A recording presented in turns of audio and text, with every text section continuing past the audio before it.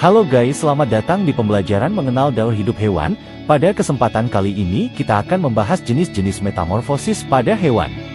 Gak pakai lama, yuk langsung saja kita menuju pada pembahasan yang pertama, yaitu adalah metamorfosis sempurna yang terjadi pada kupu-kupu.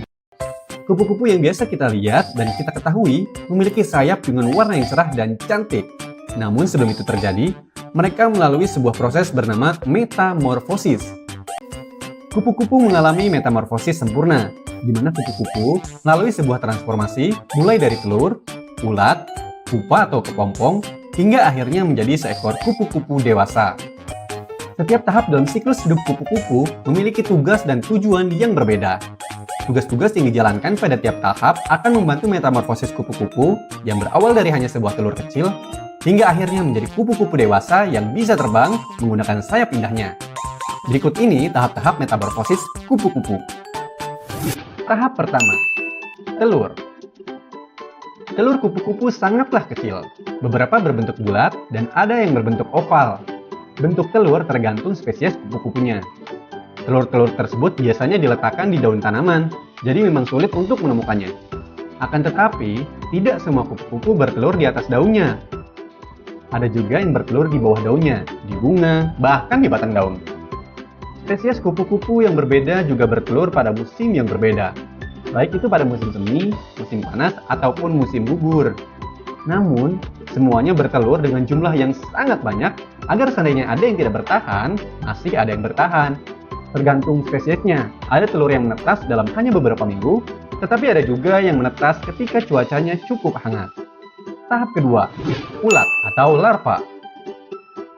Ketika telurnya menetas, seekor ulat pun keluar. Biasanya ulat tidak hidup untuk waktu yang lama dan hanya makan. Karena telur kupu-kupu berada di atas daun tanaman, maka ulat yang sudah menetas akan makan daun tersebut. Daun sangat penting bagi ulat, karena mereka tidak akan makan semua tipe daun.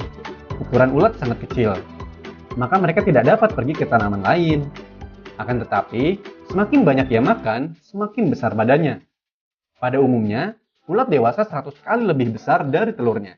Ulat harus terus makan agar mereka dapat tumbuh dengan cepat. Semakin banyak mereka makan, semakin besar mereka akan bertumbuh. Kulit mereka tidak meregang atau tumbuh. Jadi, kulit lama mereka akan mengelupas beberapa kali selama ia tumbuh. Nah, fase pengelupasan ini terjadi selama 4 atau 5 kali. Karena semakin besar ulat bertumbuh, maka semakin sempit pula kulitnya. Tahap ketiga, kepompong atau pupa. Ketika proses pertumbuhan ulat sudah selesai, mereka membentuk kepompong atau pupa. Dari luar, ulat terlihat seakan-akan hanya istirahat dan tidak melakukan apa-apa. Namun sebenarnya, ulat sedang berubah dengan cepat di dalam. Sel-sel yang ada di dalam larva sedang tumbuh dan akan menjadi kaki, sayap, mata, dan bagian-bagian lainnya dari kupu-kupu dewasa. Sel-sel dari larva tersebut akan menjadi tenaga untuk sel dewasa yang sedang tumbuh. Kepompong biasanya terletak di bawah cabang pohon, di antara dedaunan atau di bawah tanah. Kepompong tersebut bersifat keras agar dapat melindunginya dari predator dan cuaca ekstrim. Tahap ini bisa berlangsung selama beberapa minggu, sebulan, bahkan 2 tahun untuk beberapa spesies kupu-kupu. Tahap keempat, kupu-kupu dewasa. Setelah ulat selesai berubah di dalam kepompong, kupu-kupu dewasa akan keluar. Nah, ketika baru keluar dari kepompong, sayapnya yang sangat lembut dan terlipat terhadap tubuhnya, karena semua bagian barunya ini harus dimuat di dalam kepompong. Darah akan terpompa ke arah sayapnya agar kupu-kupu tersebut dapat terbang. Pada awalnya, mereka tidak pandai terbang. Kupu-kupu dewasa biasanya baru dapat terbang dengan sempurna dalam waktu 3 atau 4 jam. Kemudian, ia akan pergi mencari pasangan untuk berkembang biak. Selain perbedaan yang jelas antara tubuh ulat dan kupu-kupu, tugas mereka juga berbeda. Tugas ulat adalah untuk makan, sementara tugas kupu-kupu adalah untuk berkembang biak dan bertelur. Ada beberapa spesies kupu-kupu yang mendapatkan tenaga dari makan nektar, namun ada juga beberapa spesies yang tidak makan sama sekali. Ketika seekor kupu-kupu dewasa minum nektar, mereka menggunakan lidahnya yang memiliki fungsi mirip dengan sedotan.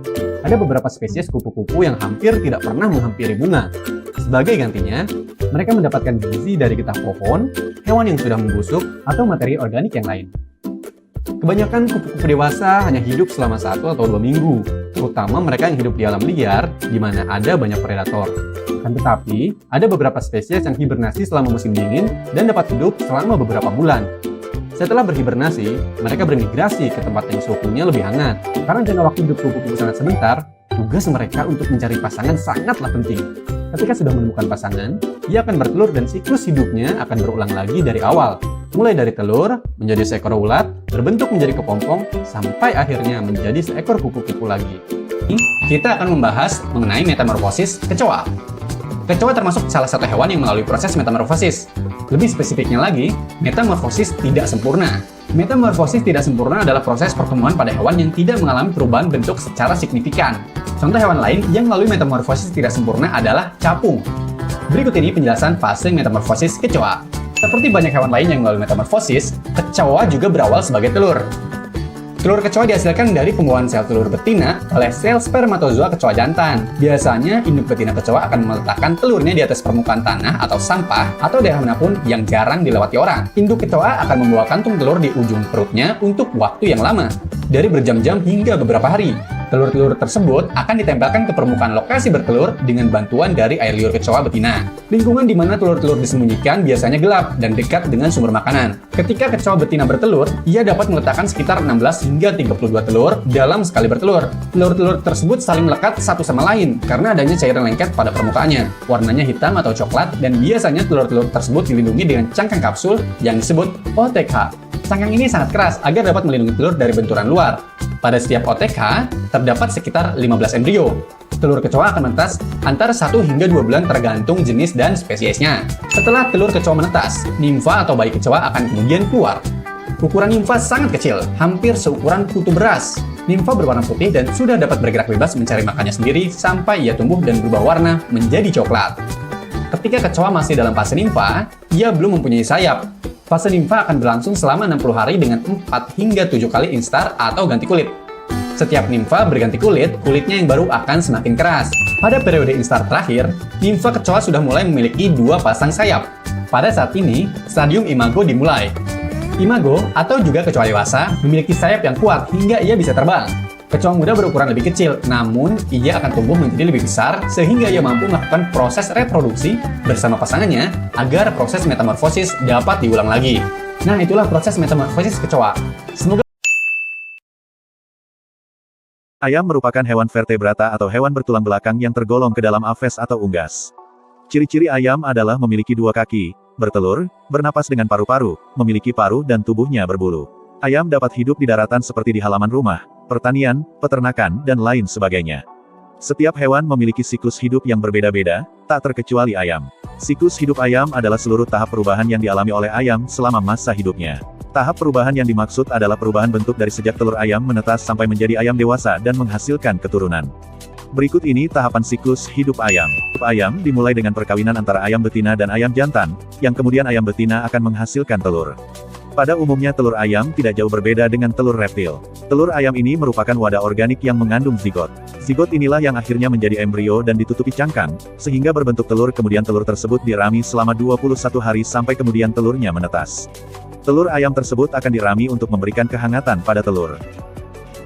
Ketika telur ayam sudah menetas, maka keluarlah anak ayam tersebut. Anak ayam ini membutuhkan tempat dengan suhu yang tetap terjaga kehangatannya. Selanjutnya pertumbuhan anak ayam dapat dikenali ketika berusia minimal 3 hari. Saat sudah masuk hari ketiga, anak ayam akan menampakkan ciri-ciri jenis kelaminnya yang dapat dilihat dari perubahan bulunya. Apabila bagian ujung bulu sayap ayam tampak menguncup, dapat dipastikan anak ayam tersebut berkelamin jantan, sedangkan jika bulu sayap ayam terlihat lebih terbuka dan lebar maka ayam tersebut berkelamin betina. 3. Tahap ketiga, ayam dewasa. Setelah melewati tahap kedua, maka siklus hidup ayam akan berlanjut memasuki tahap ketiga berupa ayam dewasa. Pada tahap ini ayam dewasa biasanya sudah siap untuk melakukan proses perkawinan atau reproduksi. Biasanya ayam betina sudah mulai siap untuk melakukan perkawinan, sehingga dapat bertelur ketika berusia sekitar 7-8 bulan. Ciri-ciri ayam dewasa adalah kaki kering, jari-jari memanjang, permukaan bulu ayam cenderung mengkilap dan bercahaya. Ayam berkembang biak dengan cara bertelur sehingga termasuk hewan ovipar. Pada umumnya ayam betina dapat mulai berkembang biak ketika memasuki usia 5-7 bulan. Perkembang biakan ayam dimulai dengan adanya pembuahan. Proses pembuahan ayam adalah ketika sel telur akan bertemu sperma dan membentuk zigot. Zigot ini disimpan dalam tubuh ayam betina. Zigot inilah yang akhirnya menjadi embrio dan ditutupi oleh cangkang. Tahap ini umumnya akan membutuhkan waktu sekitar 24 hingga 26 jam.